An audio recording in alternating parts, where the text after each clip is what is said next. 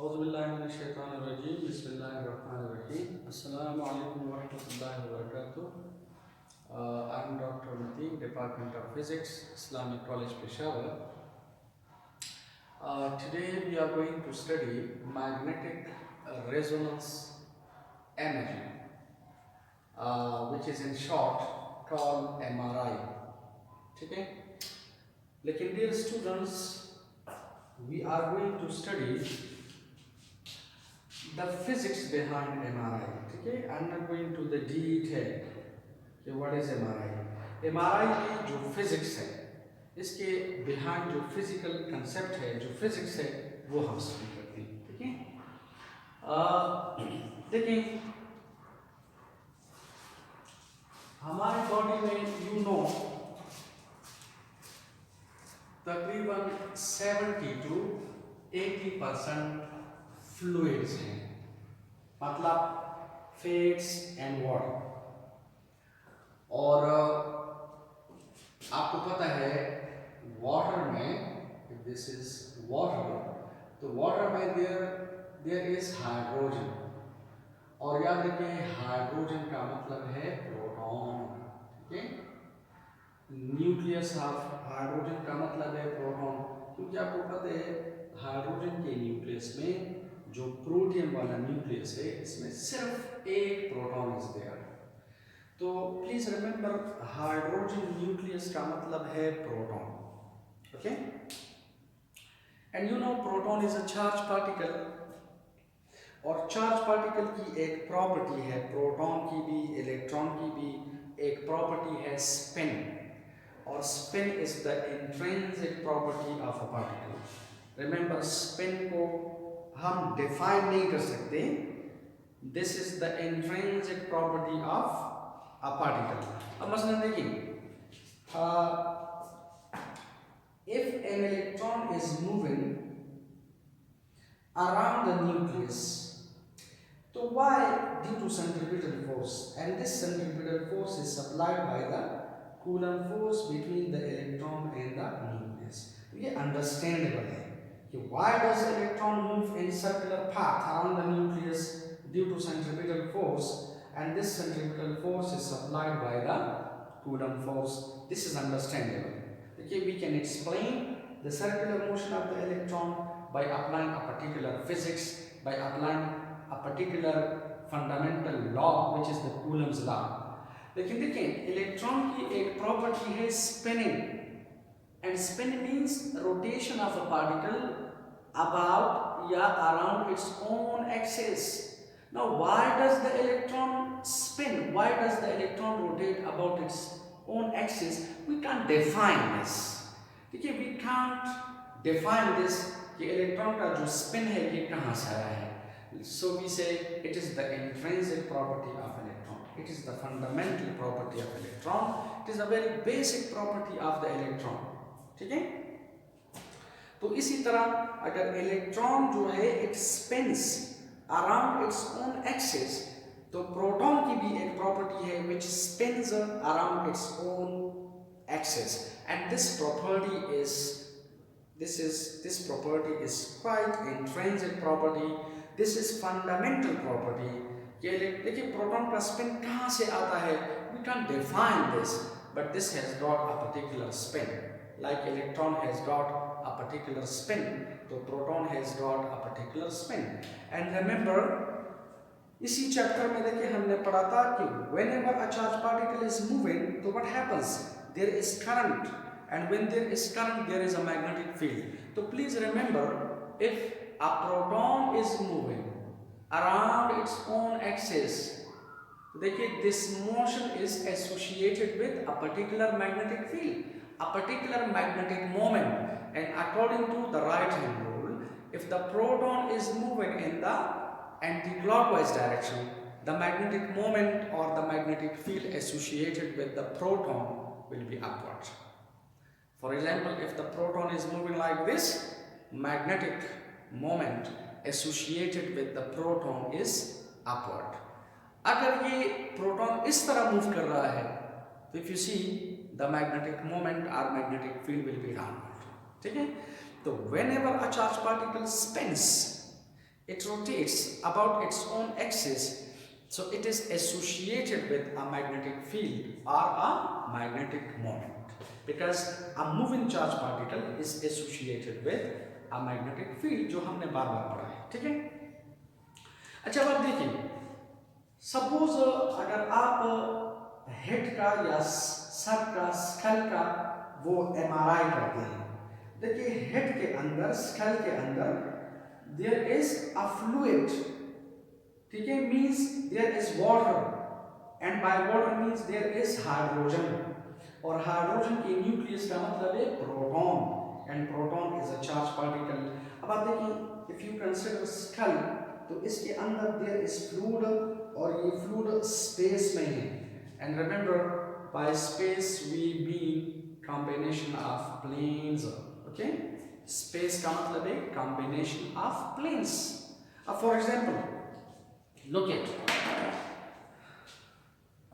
ये एक particular plane है, ठीक है। अगर एक प्रोटॉन इस प्लेन में इस तरह मूव करे, देखिए लाइक दिस है, तो इसका जो मैग्नेटिक मोमेंट है it is upward, is it? Magnetic field associated with it according to the right hand rule upward है।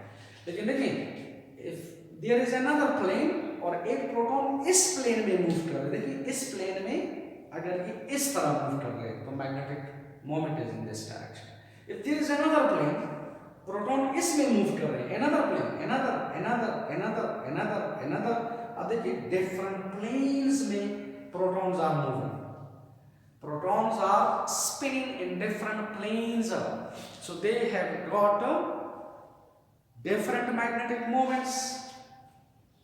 For example, look at, अगर एक प्रोटॉन इस तरह मूव कर रहे लाइक दिस, देखिए according to the right hand rule इसका magnetic moment is out of the board, जिसे हम शो इस तरह करेंगे। तो ये हमारे पास मैग्नेटिक मोमेंट है या मैग्नेटिक फील्ड है, this shows the north pole, this shows the south. देखिए, if there is another proton, वो किसी और प्लेन में मूव कर रहा है, तो देखिए इसके मैग्नेटिक मोमेंट का सपोज ये डायरेक्शन है। If there is another proton, वो फॉर एग्जांपल किसी और प्लेन में मूव कर रहे हैं, तो मैग्नेटिक मोमेंट का ये डायरेक्शन है, ठीक है। It is like this. Similarly देखिए, if there is another proton, ठीक है, and it is in this direction,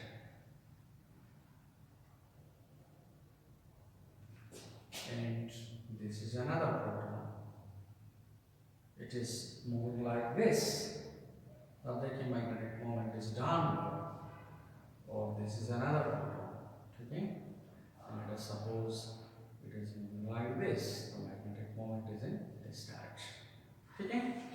यानी इस सर के अंदर जो फ्लूइड है, उस फ्लूइड में that fluid is in space, और स्पेस का मतलब है कॉम्बिनेशन ऑफ डिफरेंट प्लेन्स, तो protons are spinning in different planes, and when they are spinning in different planes, so what happens, they are associated with different magnetic moments. लेकिन remember, ये तमाम magnetic moments एक दूसरे को cancel कर रहे हैं, and the net magnetic moment, or in other words the net magnetic field is equal to 0. The net magnetic field या the net magnetic moment is equal to 0. लेकिन प्लीज रिमेंबर, अगर आप ऐसा करें कि इन प्रोटॉन्स को एक मैग्नेटिक फील्ड में रखें, मैग्नेटिक फील्ड आप अप्लाई करें, मतलब आप इस हेड को, स्कल को, सर को मैग्नेटिक फील्ड अप्लाई करें। आपने देखा होगा MRI वाली जो मशीन होती है, ठीक है, जो डिवाइस होती है, तो व्हाट हैपेंस, वो पेशेंट को स्ट्रेचर में डालकर, ठीक है, लेटाकर उसको एक कबर सी होती है और उस कबर के अंदर ले जाते हैं, ठीक है, and then a very strong magnetic field is applied to the head. अगर आप हेड का MRI कर रहे हैं, ठीक है, MRI हम क्यों कर रहे हैं, we are coming to this. आप हेड का MRI कर रहे हैं, मैग्नेटिक रेजोनेंस इमेजिंग कर रहे हैं, तो आप मैग्नेटिक फील्ड अप्लाई करें। देखिए जब आप इसको मैग्नेटिक फील्ड अप्लाई करें, एक एक्सटर्नल मैग्नेटिक फील्ड अप्लाई करें, ये हमारे पास है स्टेप नंबर 1। यानी स्टेप नंबर 1 में the protons are in this state और कंडीशन, लेकिन in step number 2 if you apply a magnetic field, अगर आप इसको मैग्नेटिक फील्ड अप्लाई करें तो what will happen, be with me and again I am telling you we are going to study the physics behind this, okay? तो अगर आप ऐसा करें कि इन तमाम प्रोटॉन्स को एक मैग्नेटिक फील्ड अप्लाई करें, देखिए एक्सटर्नल मैग्नेटिक फील्ड अप्लाई करें,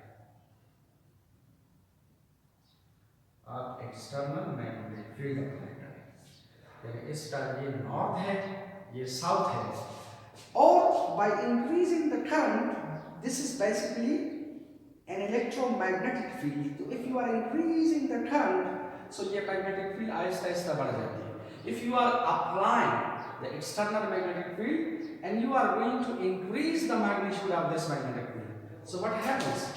All these protons are aligned. They are aligned along the direction of the applied magnetic field. If you see, these will be like this. देखिए ये सारे protons जो हैं ये इस तरह हो जाते हैं, they will be aligned along the direction of the applied magnetic field. देखिए जो साउथ पोल्स हैं they will be attracted by the external magnetic field, और जो नॉर्थ है they will be repelled. So what will happen? अब देखिए the protons are becoming like this. देखिए they are becoming like this. एक minute, देखिए ये सारे प्रोटॉन्स इस तरह हो जाते हैं, this is like this. यानी all the protons are aligned along the direction of the applied magnetic field. They are aligned along the direction of the applied magnetic field, like this.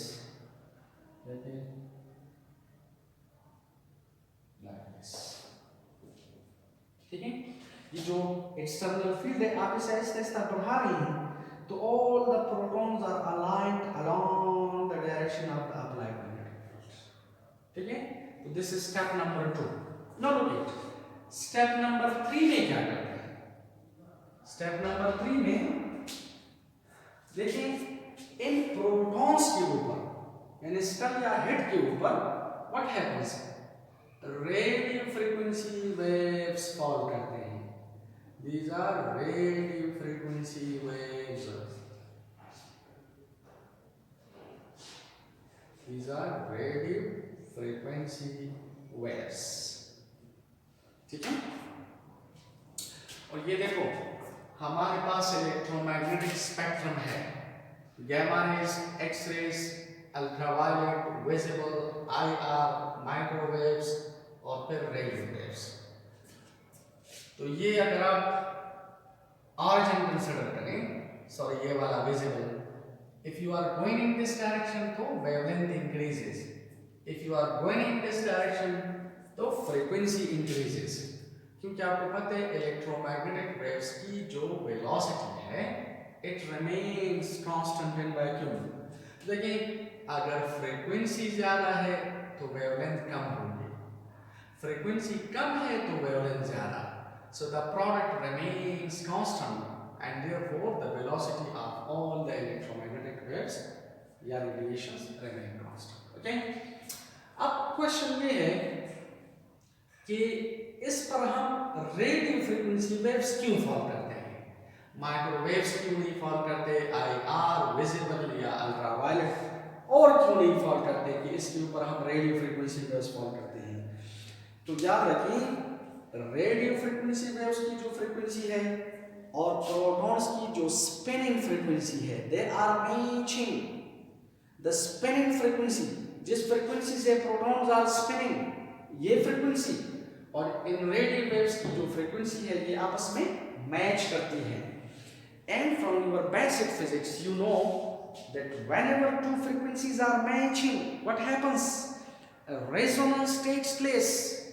And when resonance takes place, so in resonance, energy is absorbed. तो आप देखें ये जो radio frequency waves हैं they are absorbed. Whenever resonance takes place, energy is absorbed. The waves are absorbed. For example, अगर यहाँ पर एक सिंपल पेंडुलम है सपोज, और यहाँ पर इसके साथ एक बॉब अटैच है isolate.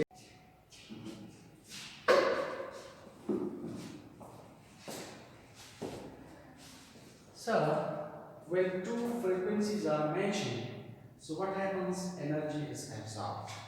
For example, if you have got a particular simple pendulum, okay, and this simple pendulum is vibrating with a particular frequency. Suppose अगर इसका time period है 1 second, and it is vibrating like this. अगर 1 second के बाद ये Bob इधर आ जाते हैं and you apply a force. 1 second के बाद ये इधर आ जाते हैं, you apply a force. 1 second के बाद you apply a force. तो what will happen? इसका मतलब है जो फोर्स आप अप्लाई कर रहे हैं, it is absorbed by the simple pendulum. It is absorbed by the bob. ठीक है? लेकिन अगर ये दोनों टाइम पीरियड्स या frequencies if they don't match, तो what will happen? For example, अगर ये 1 सेकंड के बाद इधर आ जाते हैं, आप 1.5 सेकंड के बाद फोर्स अप्लाई कर रहे हैं. देखिए your force, your energy is not absorbed by the pendulum. तो याद रखें, these radio frequency waves are absorbed by these protons, and when this energy is absorbed, so what happens? These protons are becoming energetic. When they become energetic, so they are disaligned. Remember, these protons are disaligned. लेकिन ये चूंकि magnetic external magnetic field में पड़े हैं, तो ये field again in protons को क्या करती है? Aligned, and therefore the same energy is released by the protons. The same radio frequency waves are released by these protons. Okay, these are radio frequency waves.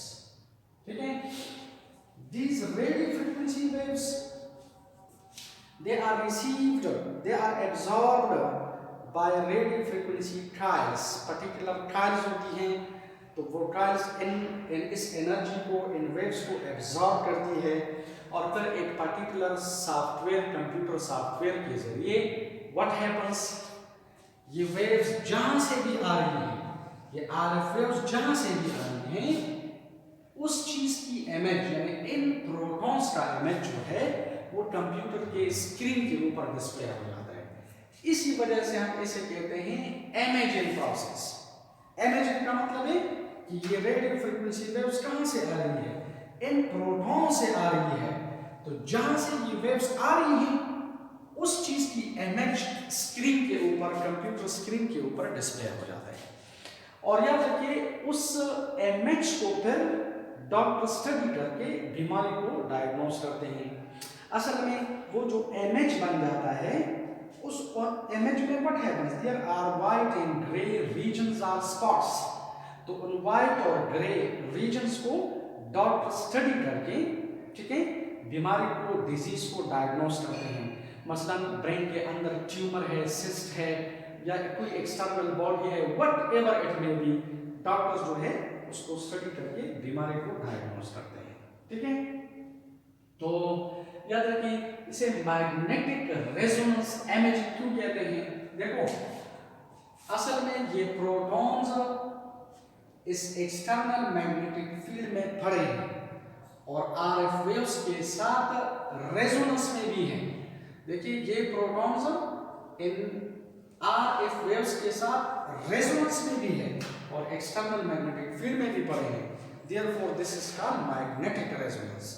और imaging process का मतलब ये है कि when these radio frequency waves are absorbed, so the protons are disaligned, they are becoming energetic, लेकिन they are in the same magnetic field, so the same magnetic field is again aligning the protons, and when they are aligned, the same energy is released. तो ये जो energy है, ये जो RF waves हैं, they are received by RF trials, ठीक है, और किसी कंप्यूटर सॉफ्टवेयर के जरिए इसका जो इमेज है वो बनाकर स्क्रीन के ऊपर डिस्प्ले करते हैं, और फिर डॉक्टर्स जो है उस इमेज को स्टडी करके किसी भी डिजीज को डायग्नोज कर सकते हैं या करते हैं, ठीक है। याद रखिए शुरू में ये जो MRI था इसे डॉक्टर्स NMRI कहते थे, NMRI। तो NMRI का मतलब है nuclear magnetic resonance imaging, nuclear magnetic resonance imaging, क्योंकि ये असल में न्यूक्लियर मैग्नेटिक रेजोनेंस इमेजिंग है, ठीक है। क्योंकि प्रोटॉन्स का क्या मतलब है, प्रोटॉन्स का मतलब है न्यूक्लियाई ऑफ हाइड्रोजन, प्रोटॉन्स का मतलब है न्यूक्लियाई ऑफ हाइड्रोजन, ठीक है। आपको पता है प्रोटॉन के न्यूक्लियस, हाइड्रोजन के न्यूक्लियस में सिर्फ एक प्रोटॉन होता है, तो प्रोटॉन का मतलब है न्यूक्लियस ऑफ हाइड्रोजन। तो शुरू में MRI को डॉक्टर्स NMRI कहते थे, लेकिन नाउ इन शॉर्ट इसे क्या कहते हैं, इसे MRI कहते हैं। Thank you very much.